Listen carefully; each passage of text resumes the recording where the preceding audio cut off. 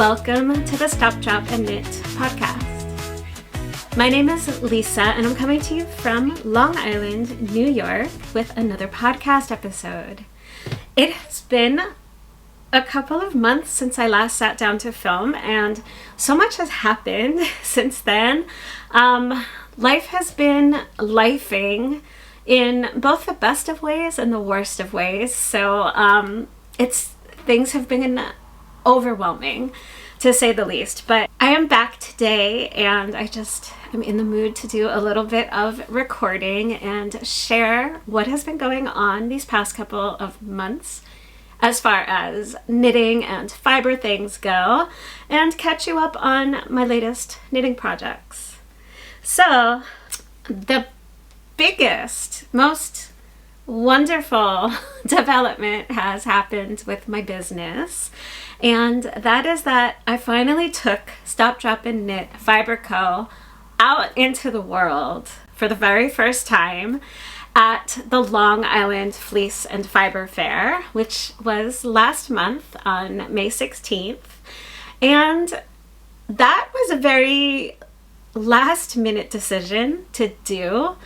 Basically, I got invited to the Fiber Fair to vend at it about 6 weeks before the festival. And being that I had never done a festival before, I had a lot to prepare. I had an entire booth I needed to get together, and it was nuts. So preparing for that was a lot. It was fun. I did so many crafty projects, and I can't wait to share all of it with you. I wish I had taken video at the Fiber Festival, but I don't know, my brain was fried, and I just didn't think to turn the camera on or to have my husband record. I think at that point I was just trying to survive the first fair. But I do have some photos, so I figure I will talk to you guys about the Fiber Festival more towards the end of this video, and all of the different crafty projects I did to build my very first booth. That way, if it's something that you're interested in hearing about, I'll be able to share that with you towards the end of the video. And if you're really only interested in the knitting, we can just get into that now. I think today we'll just follow a bit more of the traditional podcast format that I used to do. And so we'll start with, what am I wearing today?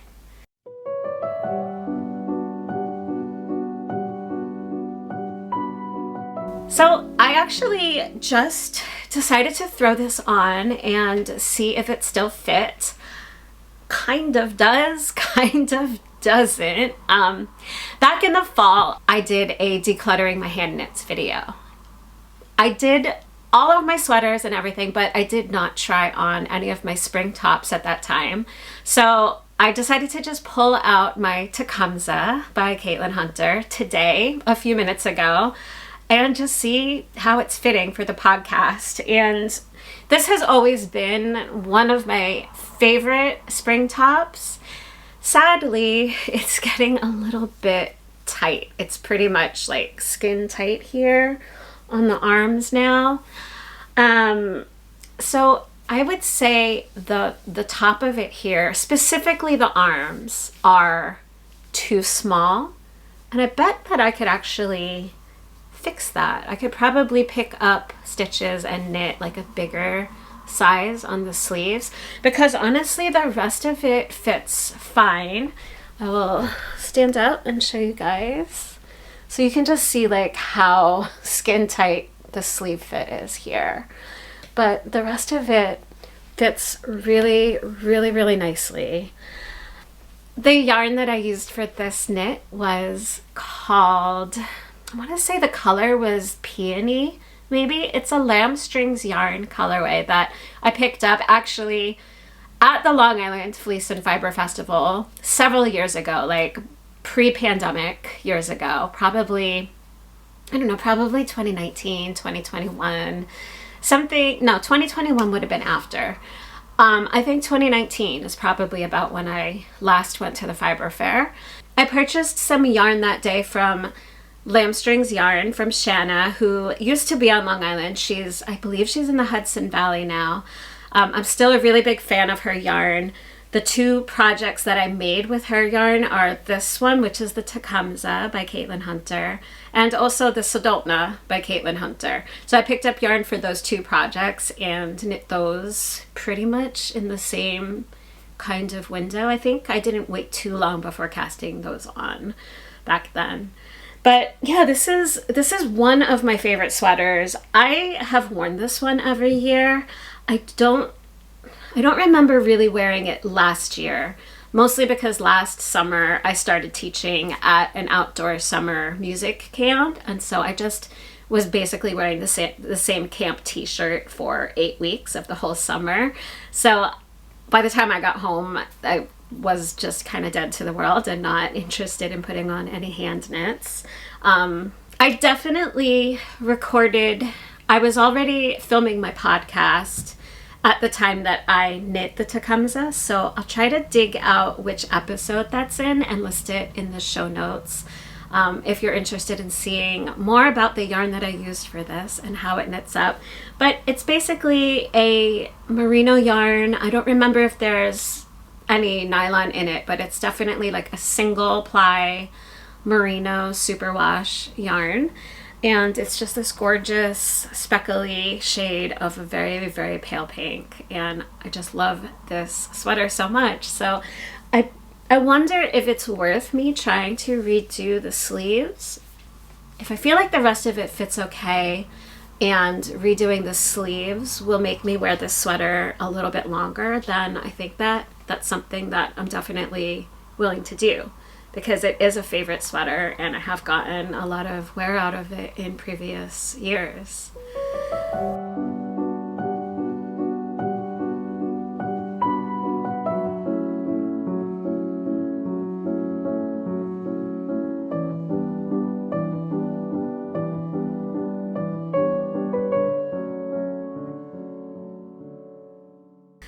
So I have one object that I have finished since I last sat down to record with you, and that is my quarantarium hat. And this was, I think it was called Junka's quarantarium hat, and I think that the designer's name was Kurt Payne. And I used a New Zealand yarn for this that my parents had brought for me from their trip to New Zealand. It's called Zeylana, and it's a blend of cashmere and possum and silk, maybe. Wonder if I have that here, or if I put the scraps away already. Oh no, I have it right here. So I still have a complete extra ball of it here, but that's the yarn that I used, and this was shade A10, and the blend is cashmere and brush tail possum down. But I thought that there was also something else in it. Maybe I'm wrong about that. No, yeah, there is something else in it. Mulberry silk. So I was right. It's 40% cashmere, 40% brush tail possum down, and 20% mulberry silk. And so that was just a really nice gift that my parents brought back from their travels. And the pattern is a colorwork chart, and I separated out the repeats. I haven't actually tried it on yet. I still need to block it. My hair is up, so I don't think I'm going to put it on right now, but I did want to show you the finished hat. I believe that you're supposed to also be able to get a second hat out of just the same amount of yarn by reversing the colors. I'm not sure whether I'm going to do that or maybe just use the yarn to knit maybe matching mitts or a cowl or something like that. I'll show you the float side because that's always really fun to see. I was really happy with how this yarn knit up. It was very easy as far as the pattern went. I didn't have to think about catching floats. The pattern was pretty busy, changing colors very frequently, so I was never carrying the float for too many stitches that I had to think about catching them. So that was really nice. This is super soft and super lightweight.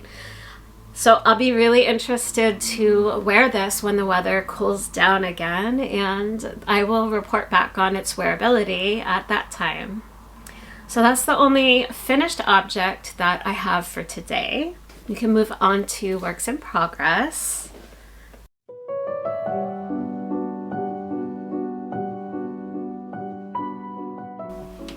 I should probably go get my sock blocker for this one, but again, it's not blocked yet. It's one sock that I completed knitting. I talked about this pattern when I received the yarn a year ago, and this is Gauge Dye Works in collaboration with Andrea Rangel, and these are the Raccoon socks, and I was so excited. I'm gonna show you the colorwork pattern there. The Raccoon colorwork is on the toe, but then also underneath on the foot we've got the little paw prints from the raccoon's feet. How adorable is that? I think these are so cute. I actually purchased all 3 colorways. So this is the purple colorway. I don't remember the name of it, but it was also in like a black and gray and white, and also browns, different like shades of browns for more like woodland atmosphere. And so I bought all 3 of them because I really love raccoons a lot, but they had purple, which is my absolute favorite color. But I also figured that I never gravitate toward buying sock yarn in neutral colors or in black and white. Yet I'm always needing those color socks in my wardrobe, and so it makes me sad that I don't have any hand knit socks in more neutral colorways. So I figured I would just buy all 3 colorways. So I have knit 1 out of 6 total raccoon socks, so there will be more to come. What I really liked about this pattern, so you can see it's a self-striping yarn, and it also fades to the lighter colorway. And the way that they have the pattern written, or that they dyed the yarn, is that so the stripes would really be mostly or completely faded out by the time you arrived at the color work. And for my feet, I didn't quite get the stripes all the way faded out because I have very small feet. I wear size 5.5 to 6 and US size 5.5 to 6, which is basically like kid size feet, like the smallest women's size. So if I had a more average foot size or a larger foot, definitely all of the stripe colors would have faded out by the time I got to the color work. But I'm happy they faded out enough. Like you can clearly see the raccoon and there's no difficulty there. So this fits my foot really perfectly. I was a little bit worried because of the stitch count. I think the smallest size was 64 stitches around, and normally I would do 60 or even 56 because my feet are pretty narrow. But because the whole entire leg is ribbing, I decided to go with it. And then when I did the foot, I still kept the same amount of stitches, and I just did not switch needle sizes for the color work because I figured the largest part of my foot was gonna be okay. Usually if a sock is going to be big on me, it's in that toe area anyway. And so I thought if I just didn't switch needle sizes for the color work, because normally you might choose to go up 1 needle size because some people knit color work more tightly than they knit like plain stockinette. And I would have done that if the color work were on the leg. and this earlier part of the foot, because I have run into trouble previously knitting colorwork socks, which I haven't done very frequently. So I'm trying to get better at it with getting the sock over my foot because of the floats being too tight. But for this pattern, the colorwork part wasn't until the toe, so that was not any problem getting it over my ankle or anything because the colorwork was completely done by that point. So I'm really happy with this. This was the project that I picked up basically immediately following the Fiber Festival. I worked so hard on getting my booth and everything ready for that I really just couldn't do anything for a couple of weeks afterwards, but just kind of collapse.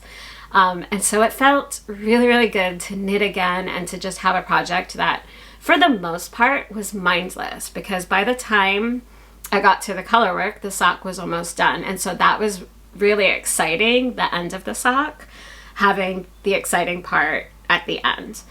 So now I just have to do the second sock, and I haven't cast it on yet, but I'm going to soon. And that will be another nice mindless project to have going for a while. And then when I'm getting tired of it, it'll be time to do the colorwork part again.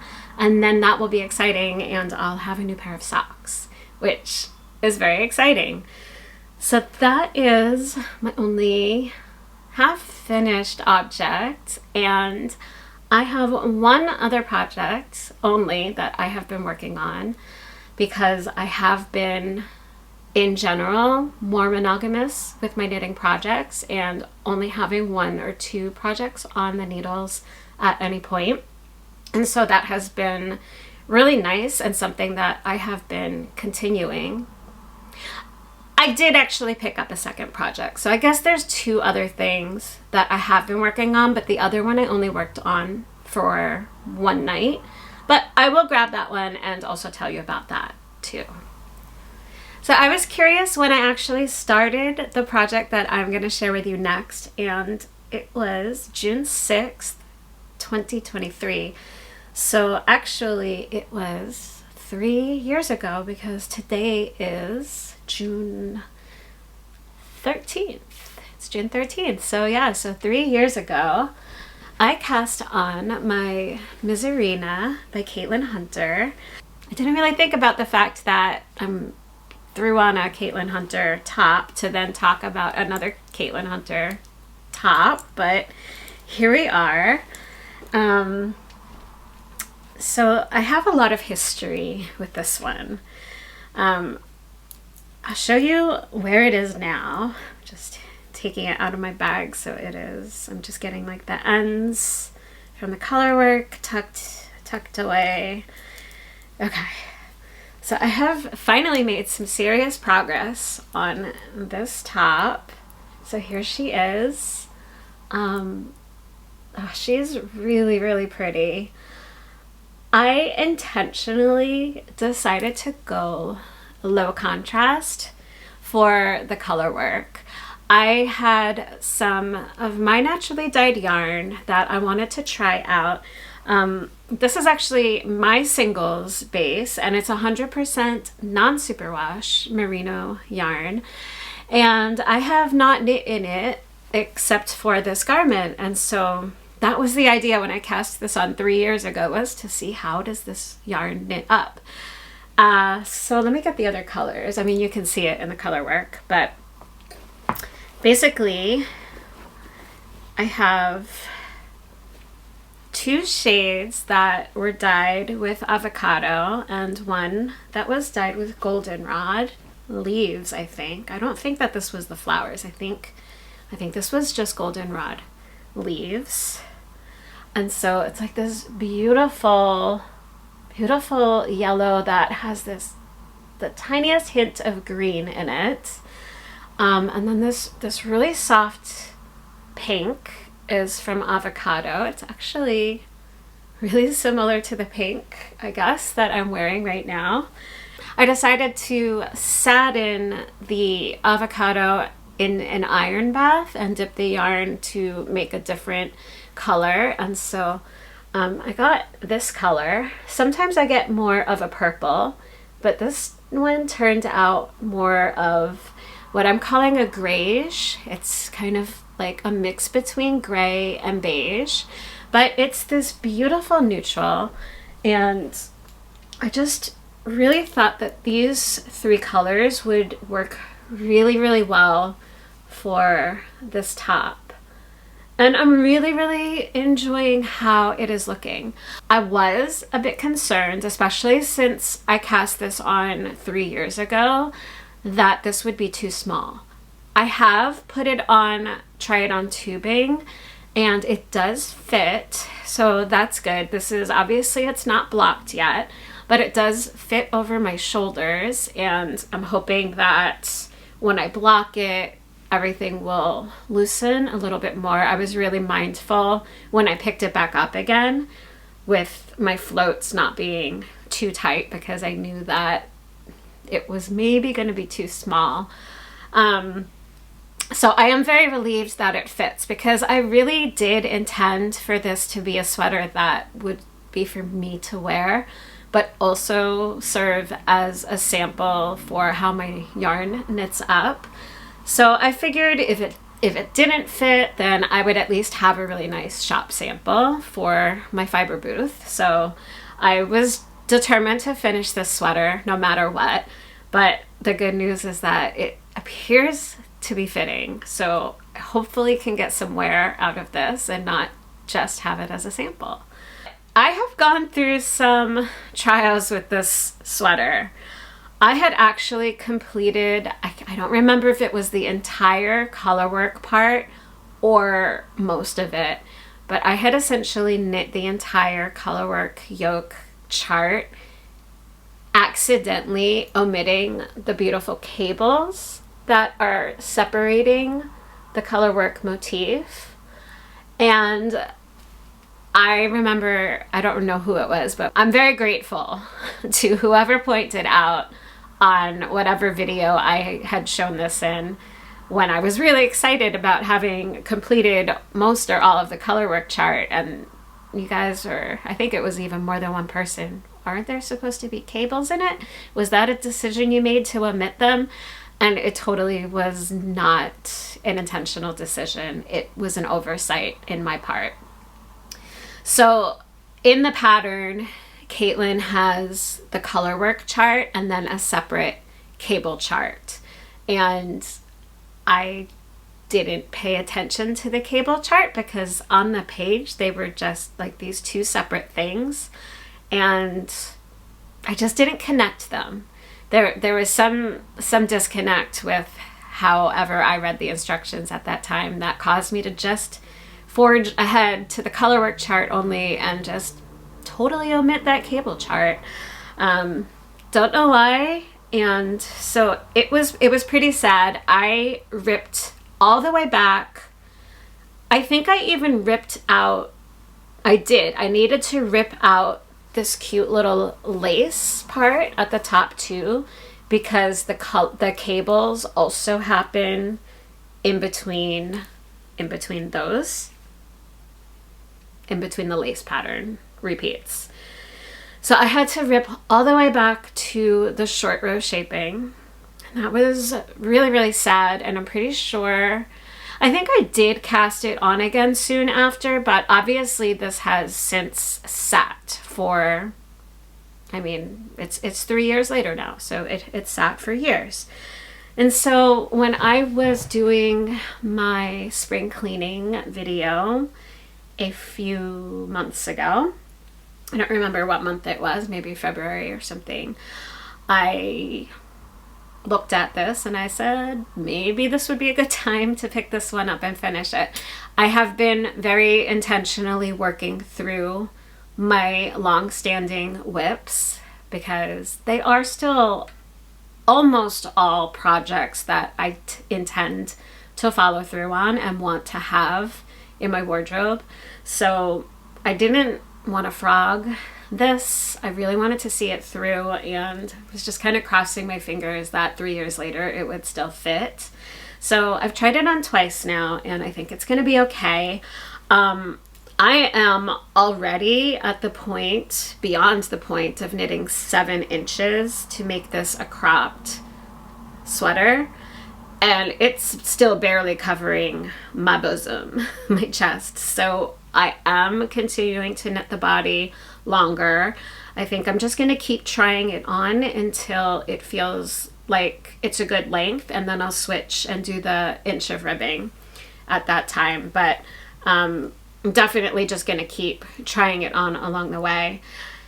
Caitlin also gives 2 options for the body, and I chose the pearl bumps texture rather than the eyelet lacy texture. And I think back when I started this, I'm pretty sure that I had intended to knit the eyelets, but looking back at it now, I really prefer the pearl bump texture, and I've looked through a whole bunch of people's projects, and consistently my preference was leaning toward the texture rather than the eyelets. So that's what I decided to do.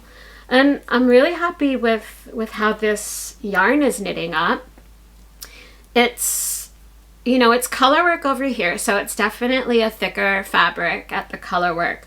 But overall, it's pretty light and drapey. And I don't know if this will be a summer knit as much as a spring, earlier in the spring sweater. I was also realizing now that I think Caitlin's sample that she knitted in is a blend that includes linen. So it's really interesting when you're looking through everybody's projects and seeing how the yarn drapes and fits this particular pattern, how it fits on different bodies, especially based on the yarn that they chose. A lot of people have knit it in wool, like I am, and I would say that the wool samples tend to look smaller and less drapey, more like form-fitting, and that's not what I want for my finished sample. I'm hoping for a drapier fit, but I'm realizing now that if I really paid attention to the fiber content of the yarn that Caitlin used, hers was like a combination. I don't know if it was wool and linen or cotton and linen. I'd have to look it up, but there was definitely some linen in her yarn, which obviously is just going to affect the overall fit and drape of the garment. So I know that there's a lot of people that weren't able to meet gauge, or the sweater turned out a lot smaller than they had anticipated. And I think that a large part of that is probably the fiber content of the yarn that the knitters chose for it in comparison to what Caitlin used for her sample. So I'd be interested, especially if this doesn't fit me the way that I'm hoping it will. This is such a beautiful pattern that I think I would knit it again and try it in a yarn more similar to the one that she used that has some linen content in it. So that's something that I'm thinking about for the future. But as far as the colors and the pattern, it was a really engaging color work pattern. I was kind of over it by the time I finally got there. I think when I picked it back up this month, just a couple of weeks ago, I was about to here because I had to start. There were still a few rows that had all 3 colors of the color work, so I definitely was still like at this point in the chart. So I've done a lot of knitting on this in the last few weeks, and so this has been my project that is my main focus right now. I'm very eager to have it done and block it and see if I can wear it. Otherwise, it'll be nice to have as a sample for this yarn base in my shop. So that's all I have to share about my Misurina today. So we can go on to my last work in progress that I have picked up. So I am picking up here and there my Painting Rainbows shawl, and this one was always meant to be used as a shop sample to show how my mushroom minis knit up. All of the colors you see in this shawl I dyed with various mushrooms and lichen, and this just makes me so happy. I really, really love rainbows, and this is something that I know I am going to love so much when it is finally done. But it's like a big slog at this point. This was so nice to have as a sample at my booth, actually. I just kind of had it draping near where I had the mushroom minis, even though it is still very much a work in progress. You can see I have started the border. I only have that much of it done, and it's just, there's so much still to go. But so yeah, I feel very defeated by this project, and I definitely have to be in the mood to work on it again because I know how much of a slog I still have ahead of me to get there. Something that I had mentioned doing when I was doing my spring cleanup video was to start timing myself on some of my knitting projects to see exactly how long things were taking me to do. And I thought that for this one, it's not that I want to time how long is it going to take me to finish the border in the sense like that it's going to take forever, but as more a way for me to plan out my knitting time to turn this into a finished shawl rather than this never-ending work in progress. And so what I did do was I timed how long it took me to do one set of repeats. So I have 8 different colors of the stripes with the cream in between, and it took me 2 hours to do that entire section. What I have not done yet was the math to calculate how long the rest of it is going to take. I think I have to do a total of 138 contrasting stripes.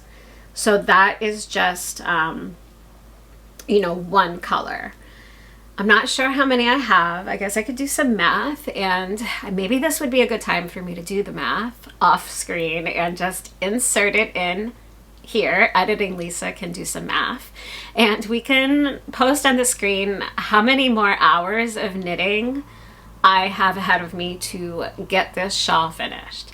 Because I think if I can break it down like that, I don't know if I'm always going to want to sit down and do a 2-hour block and have an entire color work repeat ahead of me to do for the night. Honestly, the thing that slows it down is that I am doing the weave and steven on my ends, which every time I change colors, I have to do that. So that the stripe itself doesn't take that long to knit, but it's doing the weave and steven that is really, really slowing this down. But I think it's going to be worth it not to have literally hundreds of ends at the end of this shawl to weave in, because I think that would just kill me, I think, because there's a lot of stripes in this. So it's slow. Doing the weave and steven is a slog, but I think future me is going to be very grateful for doing the weave and steven when I don't have a million ends to weave in at the end of the project, because I can totally picture myself, because this has happened before, like finally getting to the end of the project after it's been sitting for a million years, and then having it just sit for months or years later because of how many ends there are to weave in. So I'm taking one for future me. I'm taking one for the team and just doing the weave and Steven as I go now. It's very slow on those rows, but yeah, I'm gifting myself, future Lisa, the gift of not having thousands of ends to weave in. So by now the math should be on the screen, and we should know approximately how many more hours of my life I will be devoting to knitting the Painting Rainbows shawl. Honestly, like, I can't wait until this one is done. This project makes me so happy. I just wish that the knitting of it were faster so that I was more motivated to pick it up more frequently. But that's everything that I have been working on since I last saw you and since I returned from the Fiber Festival. So I think for the rest of this video, I wanted to share about the craft projects that I did to prep my first fiber booth. And maybe I will also take you guys on a peek out at my garden, which has started growing a little bit, and show you what I am growing over there. And that'll be some nice updates to have every time I film. The garden should look different and be really exciting as I start to grow my dye plants. The thing in my garden I am most excited about is that we planted a lot of indigo this year, so hopefully I have a lot of indigo to start playing around with. Last year I grew just a couple of indigo plants in a pot out on my deck, and so I could play with a little bit of fresh leaf indigo dyeing, which was really fun. But I have still never done an indigo vat, and that is just gonna add blue. I need blue in my color world here. And that's something I haven't been able to have as a color in my yarn before. So I'm really, really excited to add the indigo, and I hope that it turns out. So that's something that I'm really looking forward to this summer.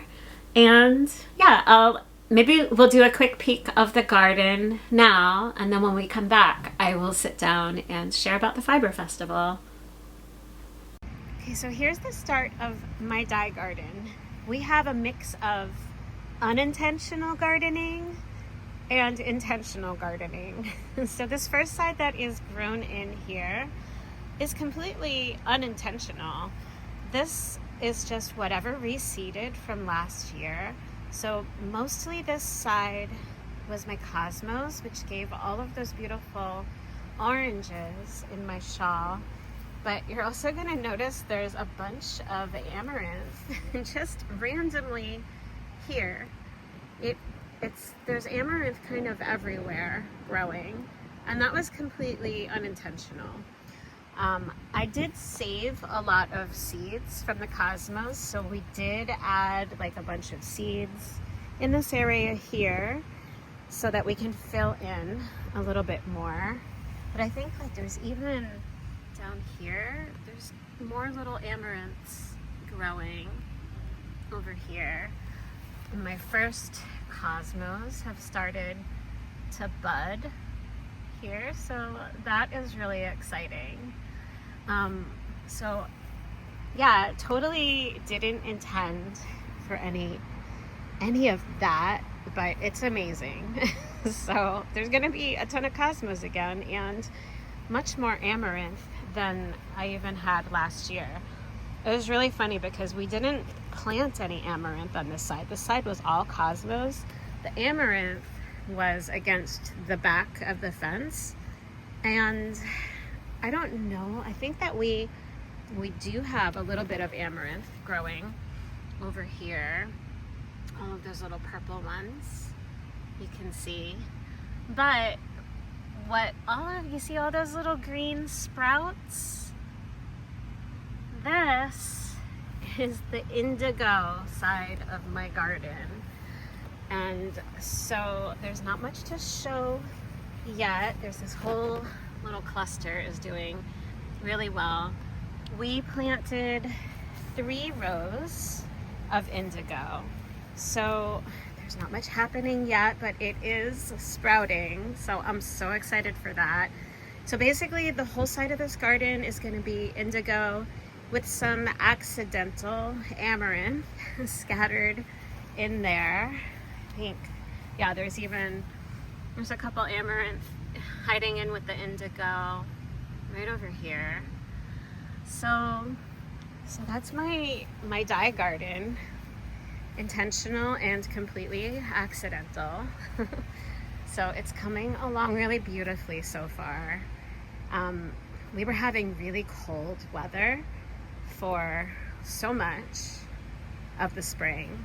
So we didn't get the indigo planted until just, I think, 2 weeks ago. So it's really just starting to get on its way now.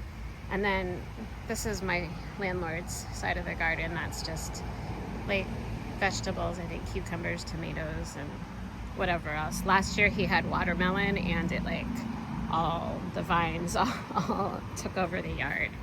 But that's my side of the garden over here. So I will keep you guys updated on how the indigo garden develops. But I also have some exciting developments up on the deck in my pots. Okay, so again, I should turn the air conditioner off. Hold on a second. Okay, yeah, the air conditioner was super loud. So here's some lake pigments I have in progress here that I was using from the remainder of the avocado bath that I dyed the tablecloths with. This is completely accidental lavender.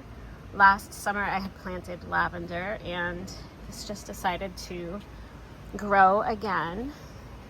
And then we can see past my shadow there that we have accidental coreopsis. So those first 5 pots over there are coreopsis. I'll take you over because I've got some buds going already. It's really bright out right now. But the tall stuff here just grew on its own from last year's seeds. So you can see right, where are they? Right here. I don't know. Right here. We have some buds forming already. And this was another accidental coreopsis. And so I added seeds. So you can see there's some more sprouting down there. And then these 2 pots, my coreopsis, my intentional coreopsis, has begun to sprout over here. And then in here, I got most of the weeds out, but this is indigo. This is accidental indigo that just must have reseeded itself and is already well underway. I added, you can see there's some baby ones in there because I did go ahead and add some more indigo seeds to the pots. But all of this over here is accidental indigo. This is a weird one because I have no idea how the indigo and the lavender got into the same pot. So that's a little bit bizarre. It's a little bit bizarre is the word I was looking for. And then this one has a lot of baby indigo plants too. So I'm hoping to have quite a bit of indigo. And then I threw some more marigold seeds in these last 2 pots over here. So that is my lazy gardening garden on the deck. It's going really well, and I really just didn't do anything until a couple weeks ago. But yeah, we're gonna have some flowers soon, and then the indigo is well underway over there. So we've got 4 pots of indigo on the deck plus the whole section of the garden. So I'm really hoping that we're gonna be able to try some vats this summer. So the Fiber Festival.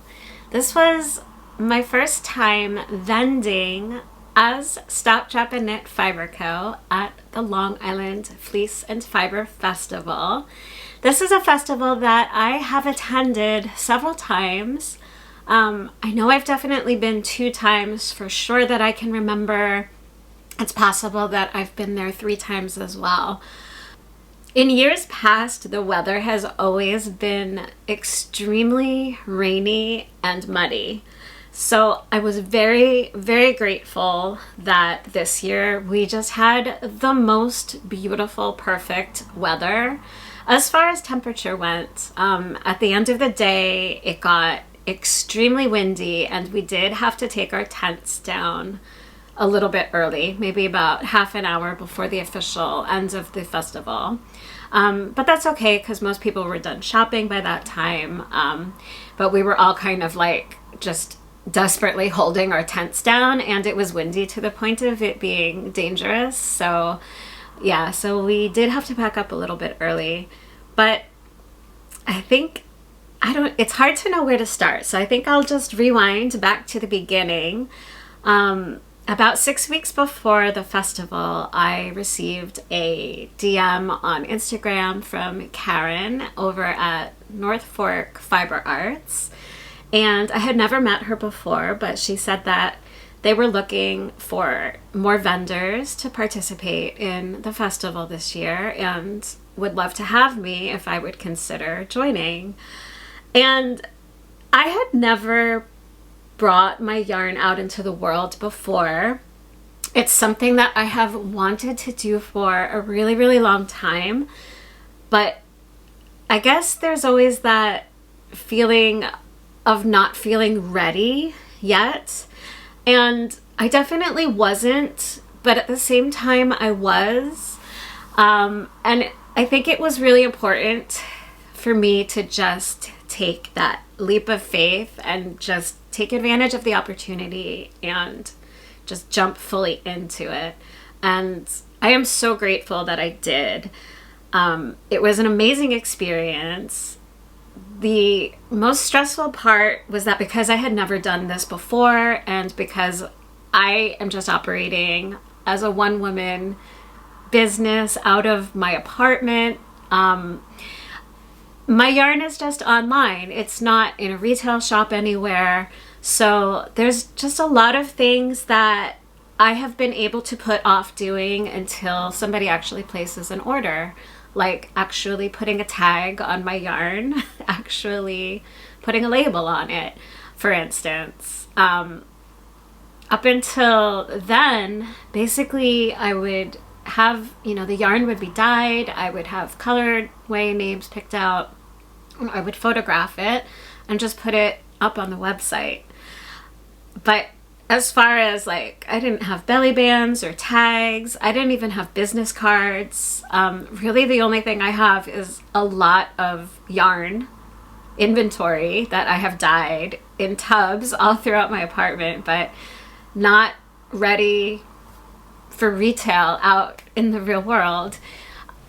I'm not used to getting very many orders, and it kind of goes through spurts. I'll get a handful of orders here and then it'll be a few months of just crickets with nobody shopping at all.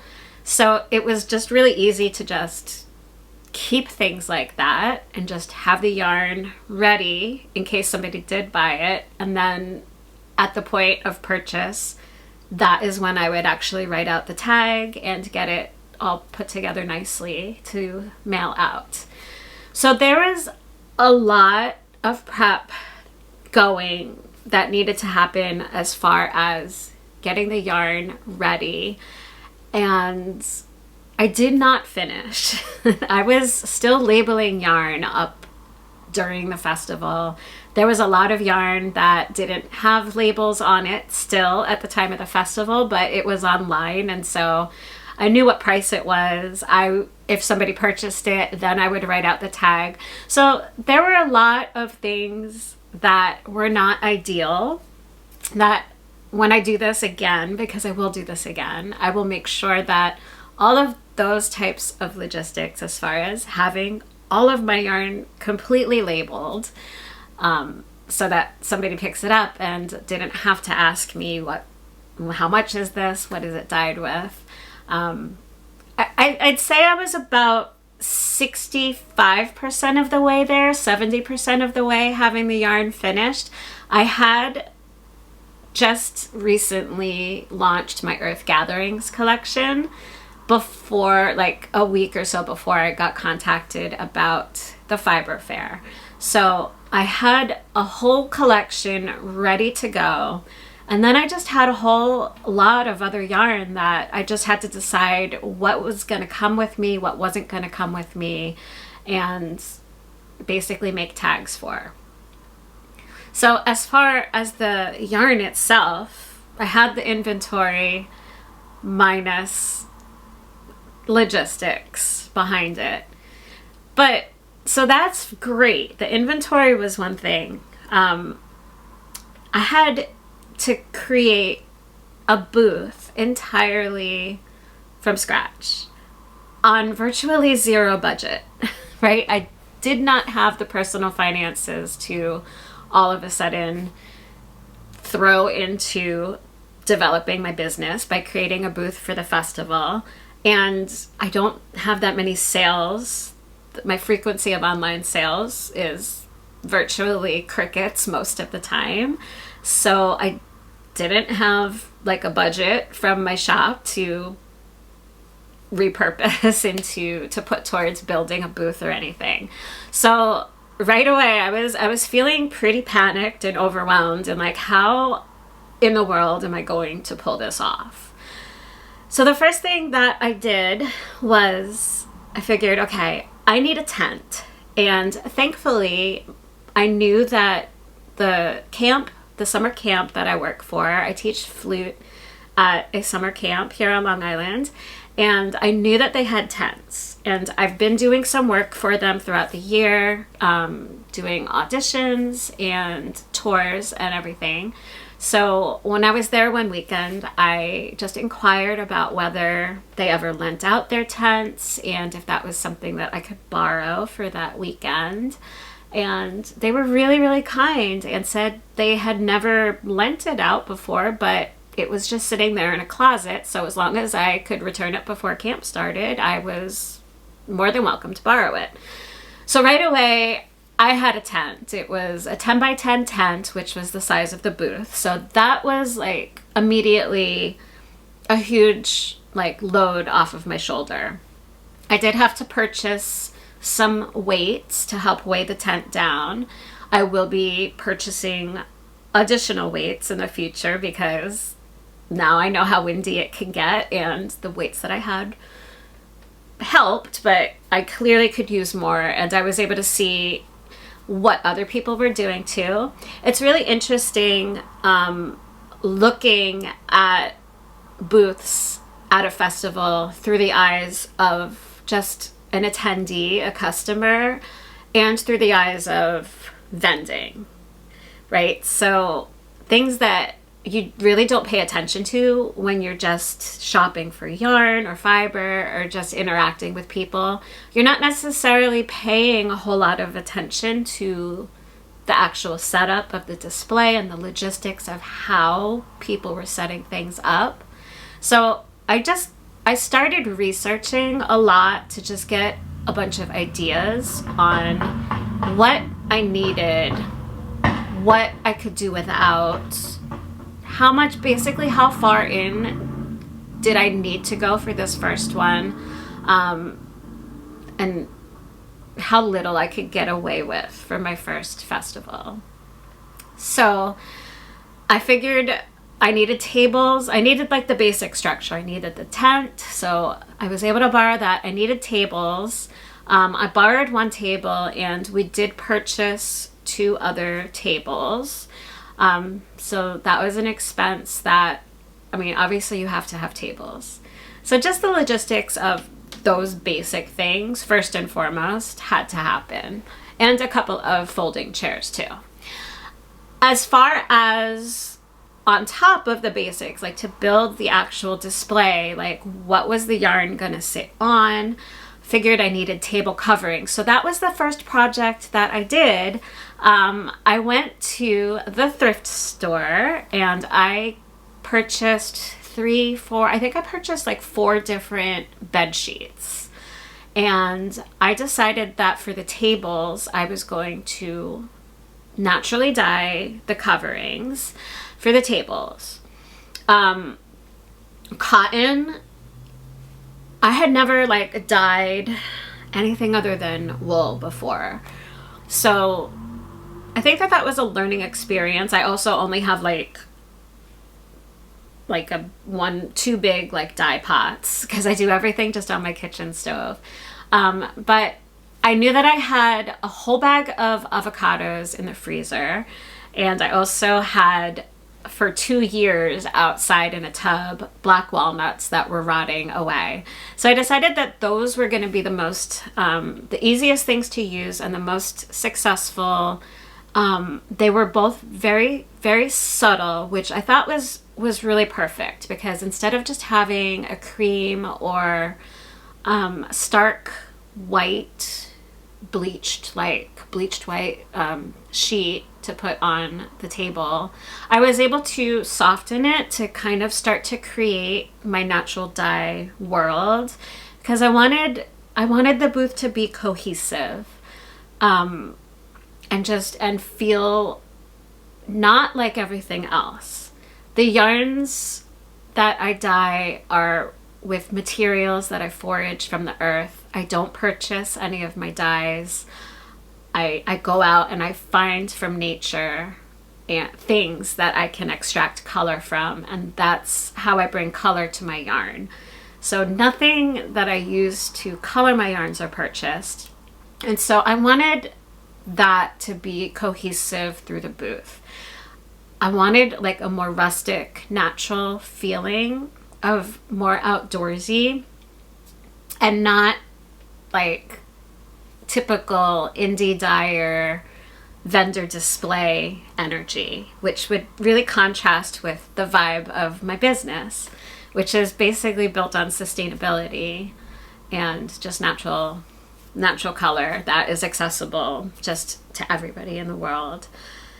So I naturally dyed the table coverings, and that was the very first project that I did.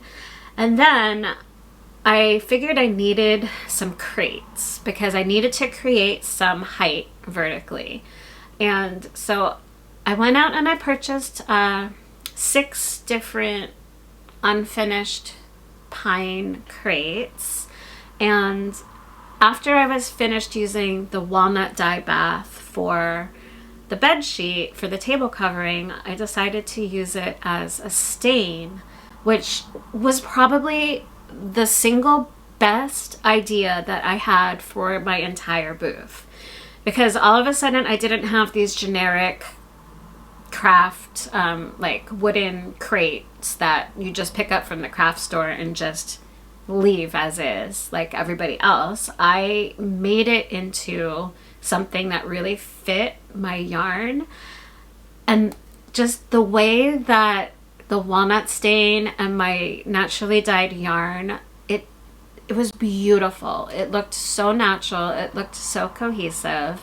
So that was a big project and a big way of how I spent the time like prepping my booth, was staining with my own walnut stain these crates and a couple other smaller crates that I bought, a couple picture frames because I wanted to put the pictures of Felix and Elmer with the Angora yarn set up.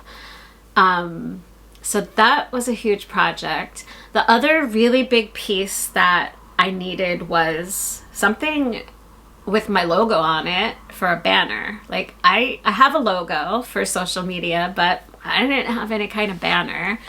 And I also didn't have the budget to order a banner. And I didn't want to go like vinyl or plastic or anything like that because that doesn't fit my sustainability vibe. So I decided to make a banner stencil project. I think eventually I would like to do this again and instead of store-bought paints, use natural paints that I've created myself. But obviously, like, that wasn't on a 6-week timeline for this festival. So that's something that I want to experiment with in the future, down the line. But I took one of the bed sheets that I had thrifted was considerably thicker than the rest. It was like a Pima cotton. It was like a Vera Wang bed sheet. It was really, really nice. And so I decided that was going to be my banner. And then I went to the craft store and I purchased like stencil making supplies. I got some Cricut stencil paper, plastic sticky thing. And I used like a cutting blade, an X-Acto knife thing, and I created my logo. And like I had to print out like in tile form like so many different sheets of paper to make it big enough for the banner. And then I had to like create the stencil and do the sponge painting, and it was such a fun project. And I also didn't get that done, but it was close enough. I got like basically the first layer of it done, and then what I didn't get to was like the details.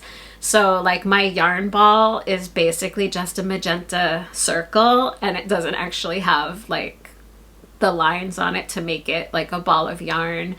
And you know, like just little details like that in the flowers and the leaves. It's just kind of like a basic shape stencil with my logo. I didn't even, like, my Fiber Co stencil itself didn't pan out. It didn't work when I cut it, and I just never got the time to do the cutting of the stencil again. So I think it just says Stop, Drop, and Knit. It doesn't even say Fiber Co, but you know what? It did its job, and for my first time doing a project like that, it was so fun, and I was so happy with how it turned out. So those were like the basic projects that I did for the booth.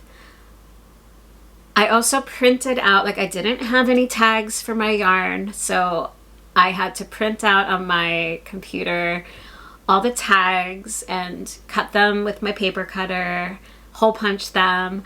I finally, though, found the perfect use for my dog bane. It's been a little while since I talked about the dog bane on the podcast, but one of the things that I have enjoyed foraging for is Indian hemp. On Long Island, it is also known as dog bane, and it's a natural fiber plant, and I've been spending the past like 2 years processing my own twine from the plants, and this just turned out to be the perfect way to attach my tags to the yarn. And I mean, like, even my twine I made by hand. So it was just so satisfying, like seeing all of the pieces of everything coming together and finally figuring out how am I going to use the twine in my business, because I knew I'm like fascinated by creating it, but I had no idea how I wanted to incorporate it. You know, it's not really something that's wearable, at least not without a lot of further processing. And it's a very time-intensive project to process the plants into twine.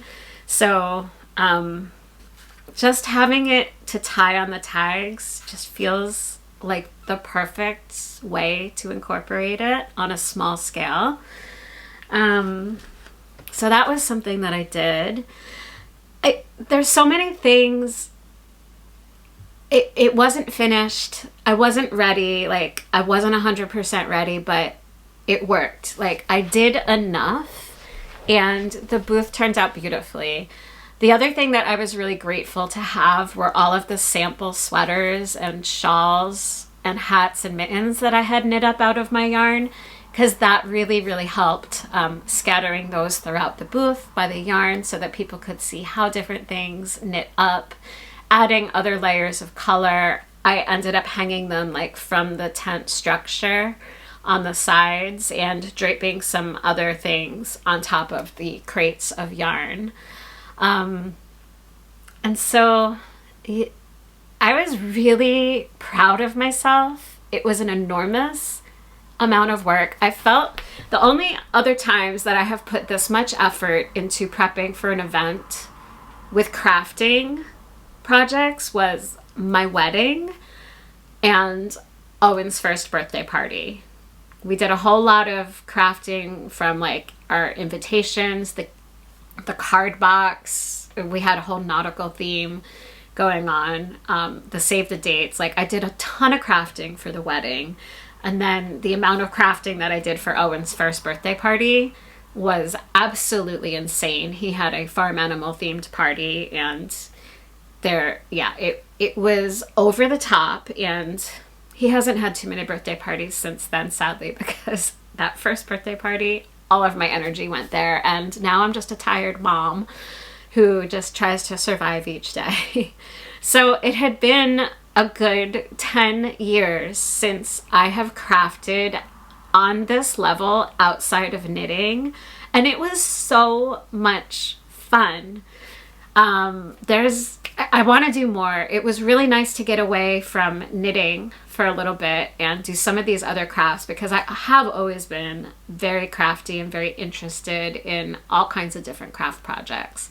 So to step into that side of myself again and get the booth mostly DIY like that was very satisfying, and I'm really proud of how it all turned out.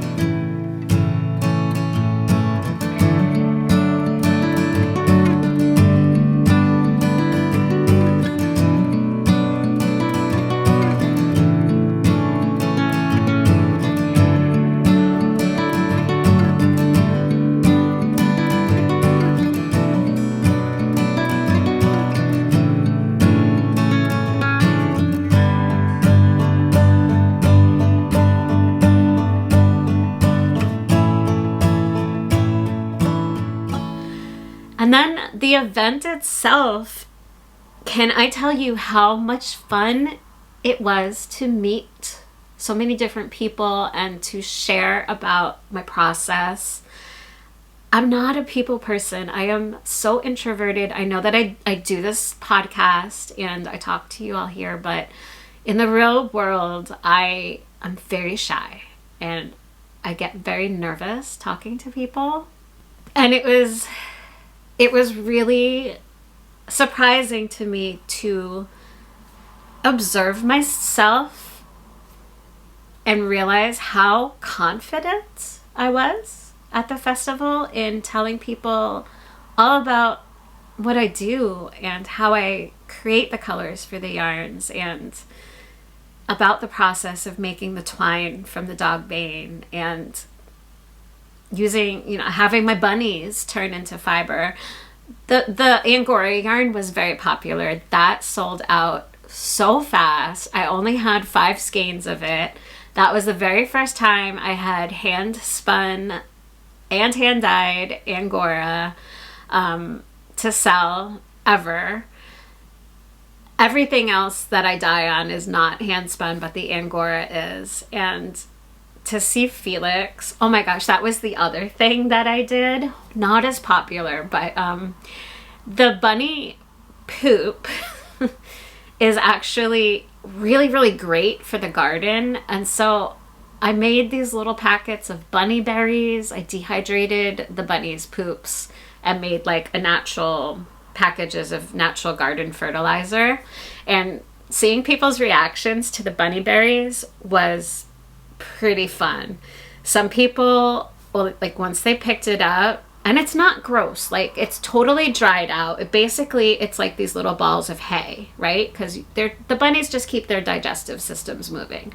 So basically, like the hay goes in, the hay comes out, and it's already dry when it comes out. It's not like poop consistency. It is dry. You can touch it with your hands. It doesn't smell. But there would be some people who would look at like, well, what are bunny berries? And then like as soon as they realized it was a little bag of bunny poop, they would like put it down and be kind of like grossed out. And then there were other people who knew about bunny poop being great for gardening and everything, and just laughed right along with us at how the bunnies contributed to the festival in their own way. So that was really funny. So I don't think I sold any bunny berries, but I was giving it away for free with like anybody who purchased the Angora yarn. So I still have that. So that was another project that I did.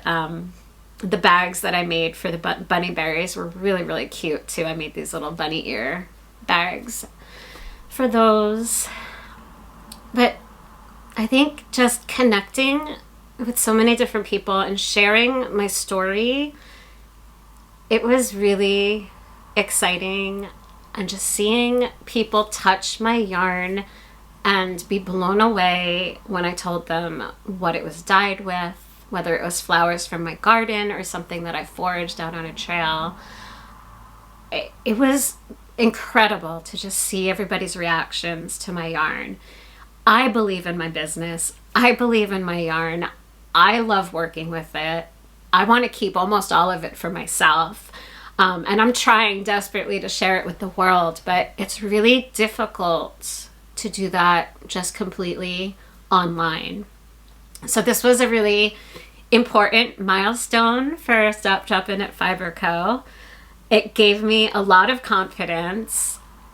My sales were fantastic, so that brought a lot of confidence. I cannot wait to see those people who did buy my yarn, what they're going to make out of it. So if you are somebody who purchased yarn from me, thank you so much. And please tag me on social media or send me an email with it and just share your projects, because that is the only other thing that is so satisfying, is seeing what you guys all make from my yarn and what it becomes and wearing it out in the wild in real life. So yeah, because then it leaves me, and then I just want to see what it grows up to become in your world and how you use my yarn in your life.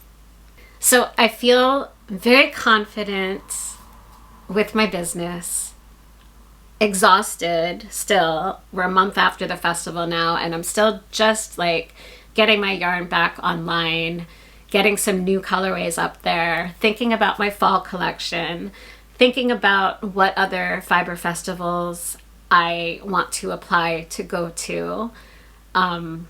If I have missed deadlines, if I haven't missed deadlines, I definitely want to do it again.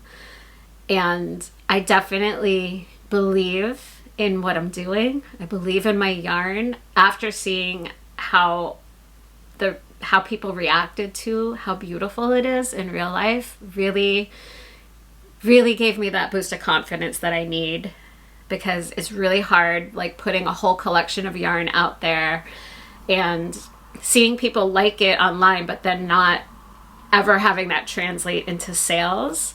So it was very reaffirming, and yeah, I'm really excited to dive further into my business, share more yarn, meet more of you at future festivals, and just keep on creating and discovering what is hidden outside in nature and turning that into beautiful yarn that can become beautiful garments for all of you. I think that's everything that I wanted to share with you in this episode. So thank you for joining me today. It was nice to sit down and catch up with you, and I can't wait to be back soon. I'm not sure how long it'll be. I am entering summer camp season, and Owen will be home for the summer. So, logistically, things might be, finding the time to record might be a little bit more challenging, but keep following me on Instagram because I will be posting on there pretty regularly, even if I'm not here on YouTube as much as I would like to be. So have an amazing weekend. Thank you so much for sitting with me today, and enjoy your knitting. Bye-bye.